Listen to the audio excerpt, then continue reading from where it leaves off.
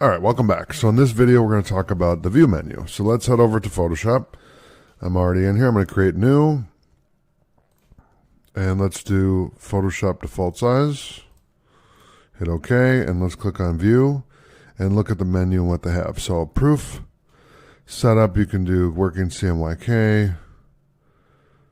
This is for setting up print stuff, proof colors, gamut warning, pixel aspect ratio. So square, you can do a different aspect ratio, and well, pixel aspect ratio.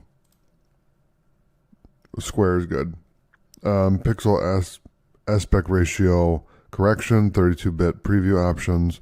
Those are deactivated right now, but we can zoom in, zoom out, fit on screen, fit artboard on screen. We don't have one, so that's no good. We can do 100%, 200%, or you can do this, which I prefer. Hit the letter Z, hold Alt, zoom out, let go, zoom in. And then use the space bar, hold the space bar, and you can grab the hand tool and move around. So you can zoom out and then use the hand tool to move it around. Does the same exact thing. Print size. Okay. That I don't know the shortcut for, so use that. There's no shortcut. Flip horizontal. I'm going to undo that. They have screen mode. Okay, let's see what that is. Oh, full screen mode with menu bar, full screen mode. So with this, if you just hit the letter F, that's going to change the modes. I think. Normally it does. Hit tab for me. There you go. Now if you hit F, there you go. So those are the three modes. And if I hit tab, the tools will come back. And what we did is we changed the screen mode. We had standard, full screen mode with menu bar, full screen mode. So if you know the shortcuts and you just want to have a black background with nothing but what you're working on, that's the way to do it. Now if I hit F, that's the standard. And then full screen mode with menu bar right there. And then full screen. Okay? And hit tab, and then everything's back again. Show layer edges. These are just options you can show.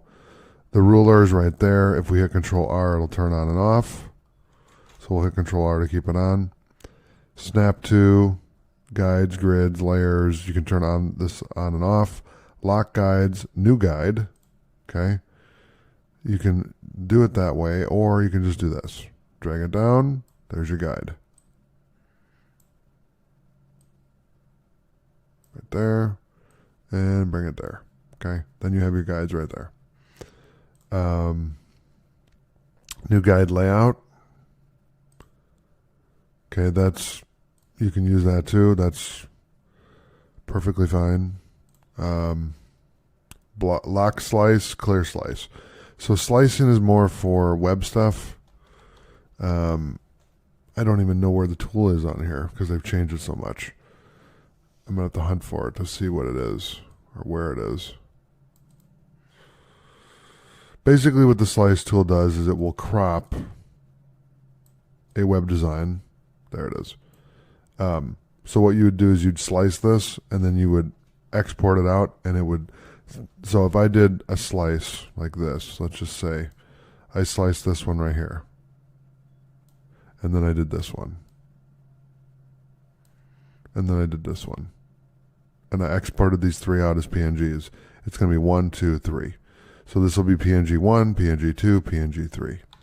And the idea behind it is when you're building a website, you want to render content, but you want to do it where the files are as small as possible.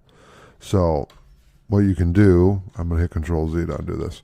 What you can do though is when you export it out as slices, this would be image 1, image 2, image 3, and they're all going to be smaller files because they're separated instead of together. That's the idea behind the slice.